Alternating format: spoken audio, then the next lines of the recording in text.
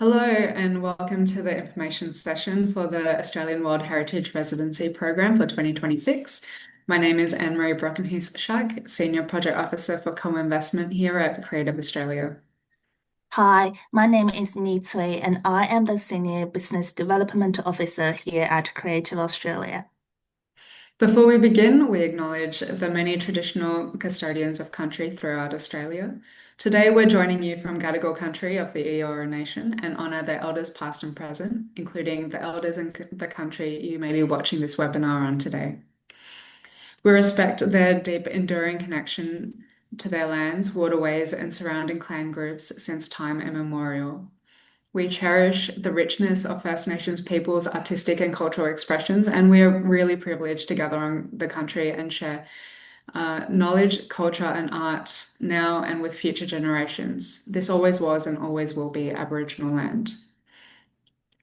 In this video, you can turn captions on and off using the CC button, and we also have Auslan interpretation.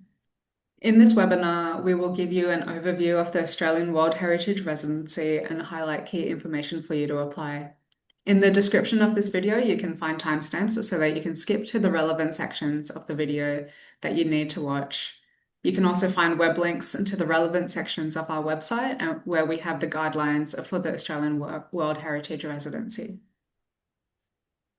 So Creative Australia is the Australian government's principal arts investment development and advisory body championing arts and creativity to benefit all Australians. So Creative Australia aims to support a creatively connected nation in which creative enterprise is entrenched across the society, industry, and government as the fuel that ignites our social, cultural, and economic success.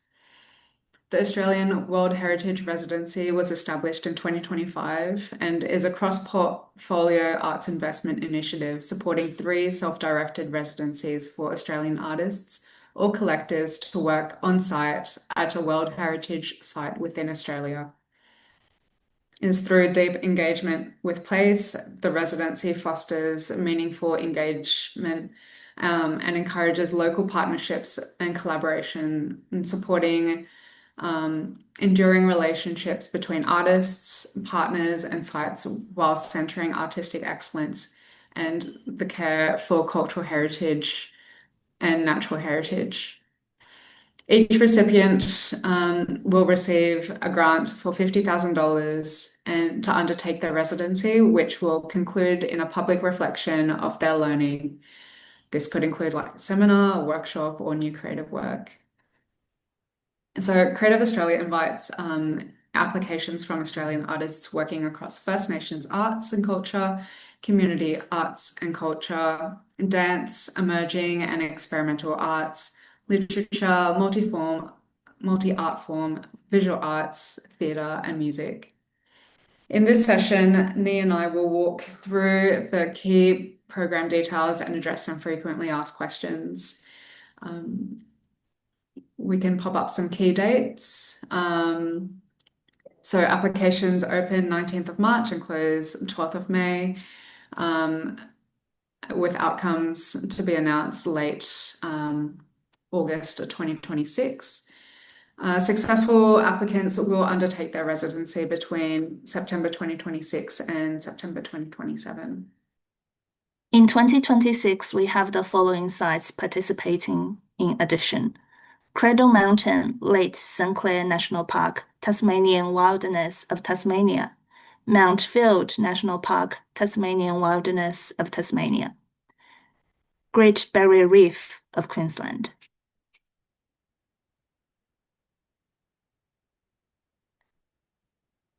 Now let's talk about eligibility.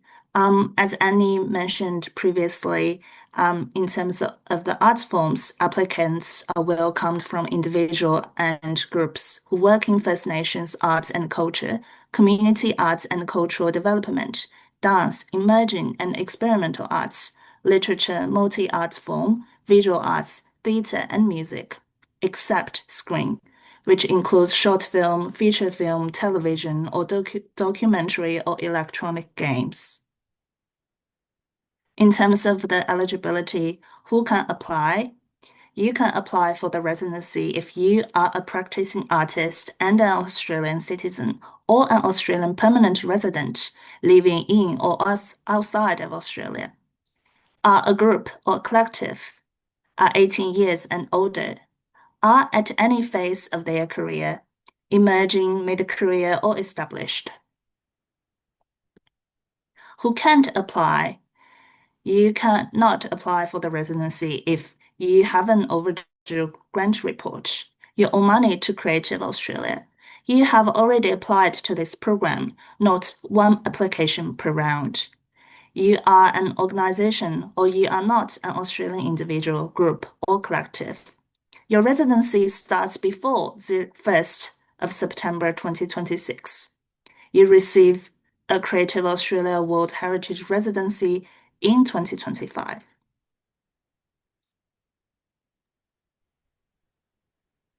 So moving on to who can or what you can apply for. Funding can support a wide range of activities related to undertaking the residency.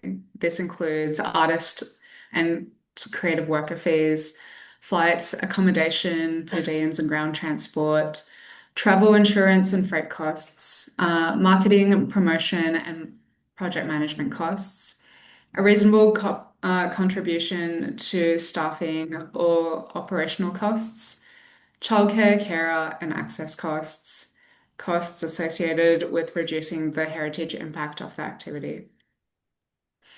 Access costs are a legitimate expense and may include Auslan interpretation, translation, captioning, audio description, or accessible materials. However, funding cannot support the following support projects that do not involve or benefit Australian practicing artists, do not have a clear artistic, creative, or cultural component, have already taken place, duplicate activities already funded by Creative Australia, engage with First Nations content or communities without following the appropriate protocols, may permanently damage the biodiversity of the World Heritage Site and or are associated primarily with touring. Your application must comply with the following protocols. We may contact you to ask for further information during the assessment process, or if successful, as a condition of your funding. The first one is protocols for using First Nations cultural and intellectual property in the arts. If your application involves First Nation artists, communities, or subject matter, you must follow these protocols and provide evidence on this in your application and support material. You will be able to find more information about this protocol on our website. The second one is Commonwealth Child Safe Framework. All successful applicants must comply with all Australian law relating to employing or engaging people who work or volunteer with children. This includes working with children checks and mandatory reporting. Successful organizations who provide services directly to children or whose funded activities involve contact with children will also be required to implement the National Principles for Child Safe Organizations.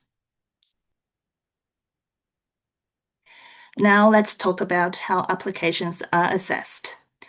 Your application will be reviewed by Creative Australia industry advisors who bring a diverse range of experience relevant to this program.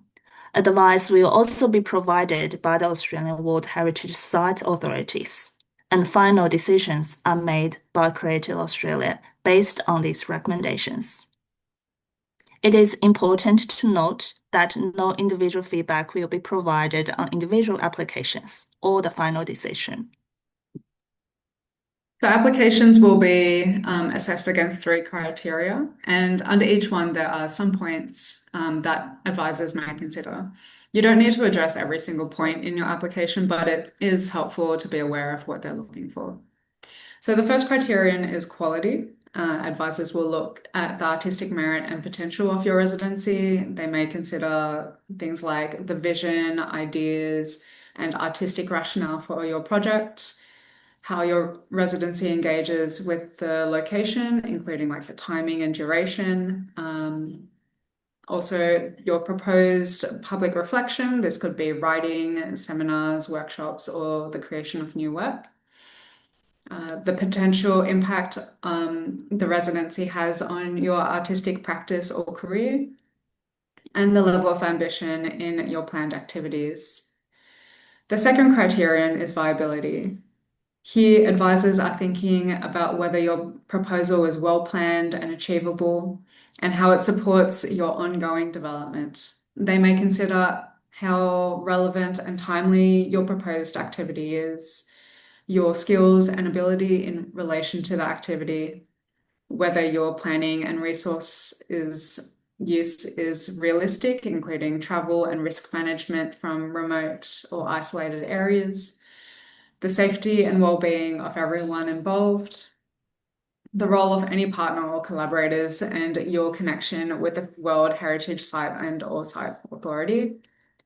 Where relevant, whether you followed the protocols for First Nations, cultural and intellectual property in the arts, and the support you have from the traditional owners, local communities, and other key stakeholders.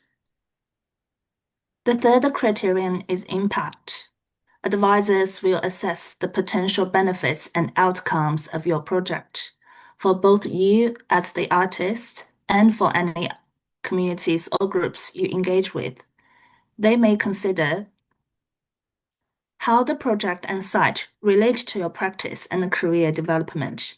Applicants are expected to have a relationship or connection to their chosen site.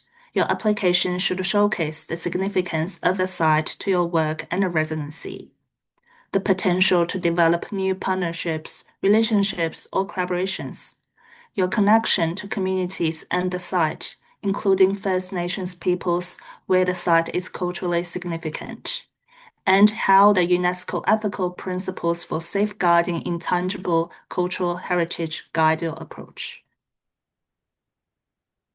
So the types of questions we ask in the application form include your name and contact details, a summary of your project, information about your practice, professional experience, and career, and how it's relevant to the project and impacts the residency of on your practice.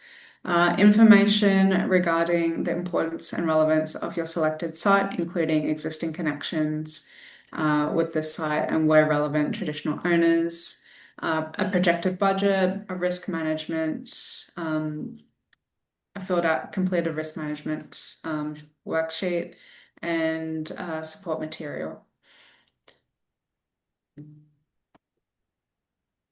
So moving on to FAQs. Thank you. Now let's go through some frequently asked questions to clarify some common points. These answers should help you understand the program requirements and how to prepare a strong application. Annie, may I ask you, what is a site authority? So the site authority is the organizational governing body of responsible for managing the World Heritage Site. Site authorities participate in the program as host partners and may provide local knowledge, engagement opportunities, and site-specific advice during the assessment process. Thank you. Do I need a letter of support from a site authority? Not this time around. A letter of support from the site authority is not required for the 2026 application round. However, competitive applications will demonstrate connections and mutually beneficial partnerships with site custodians, communities, and knowledge holders. Thank you. Can Creative Australia help connect me with a site authority? So Creative Australia obtains all the relevant information from participating sites to support applications, and where appropriate, Creative Australia may assist with facilitating introductions or obtaining additional information from a site authority. However, applicants are encouraged to contact Creative Australia rather than reaching out to the sites directly. Thank you. How can I find information about a World Heritage Site? So applicants are encouraged to review the Creative Australia website and the resources provided, such as the site information sheet, These materials can help you better understand the site and plan your residency proposal. And when must the residency take place? So supported activities must start after the 1st of September 2026 and be completed by the 30th of September 2027. So essentially any time within that year. And applicants proposing activities starting earlier will not be eligible. Thank you.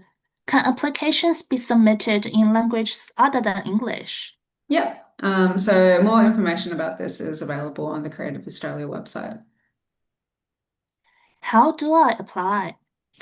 So applications must be submitted through Creative Australia's application management form system called Flux. So if you're using the system for the first time, you will need to register your details to access that application form. We encourage you to reach out and get in touch if you would like assistance.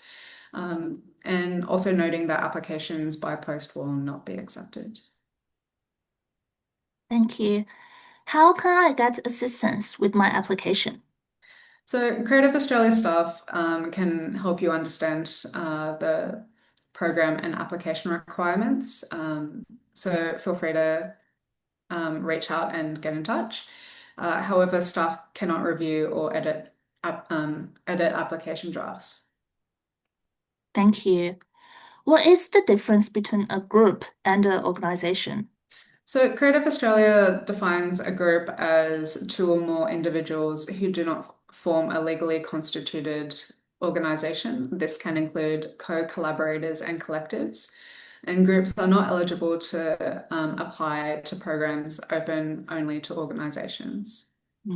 I see. Do I need an ABN to apply? Applicants based in Australia must have an active ABN or Australian business number. So if you don't, your grant may be administered by an individual or organization that does. A very important question. Can I include artist's fee in my budget? Of course, engaged. Artists engaged in funded activities are expected to be paid accordingly to industry standards. And so artist fees should be included into your project budget, Can I also include childcare or care costs? of course. So childcare and carer costs are legitimate costs and expenses and can be included into your budget. Can I include the volunteer costs? Yep. So volunteer or out-of-pocket expenses such as travel or phone costs may also be included into your budget too. Can I also include in-kind support? Yeah. So inclined support such as venue use, materials, or donated labor should definitely be included and valued appropriately within your budget. Thank you. I want to create a work for screen. Can I apply to this fund?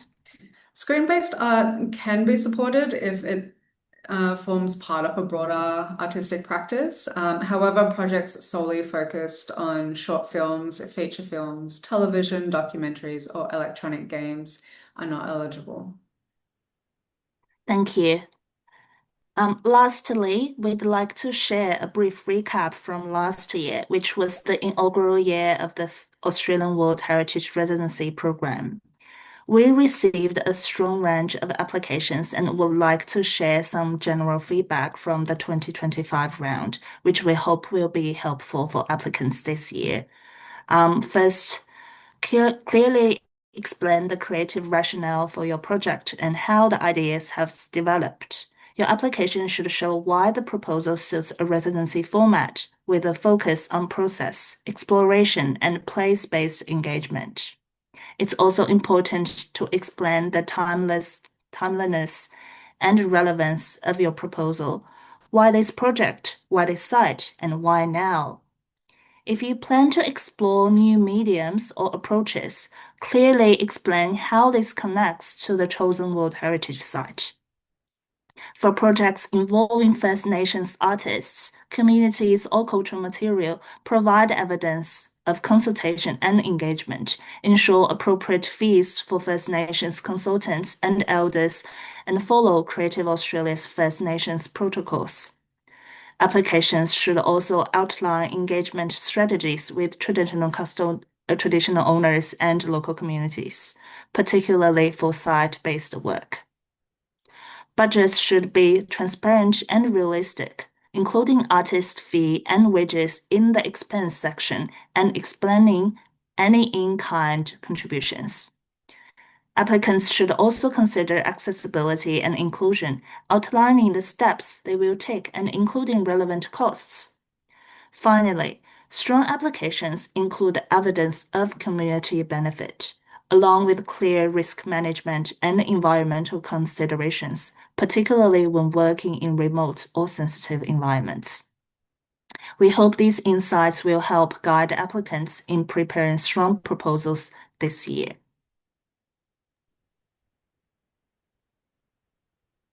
So there were three recipients of the 2025 inaugural Australian World Heritage Residency, which included Jonathan Jones, who whose residency was attributed to the Greater Blue Mountains. Jonathan Jones is a Wiradjuri and Kamilaroi artist who undertook a residency on Wiradjuri country and the gardens of the Stone National Park within the Greater Blue Mountains. During the residency, he's working alongside elders and environmentalists to learn about the site and the impacts of climate change from both cultural and scientific perspectives. His residency outcome includes the development of creative nature tracks and a series of free public talks. And there's Michael Cook, who's a Bijara artist who undertook a year-long residency on Gari, working closely with the Botchala people. His project explores early contact and the impacts of colonization on the island and will culminate in a new photographic series developed through the residency.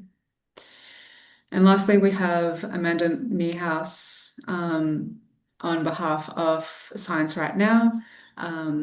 So Science Right Now is a literary magazine that publishes creative writing inspired by science. For this residency, a group of 8 writers traveled to the wet tropics of Queensland for an 11-day residency to engage with the local environment and culture.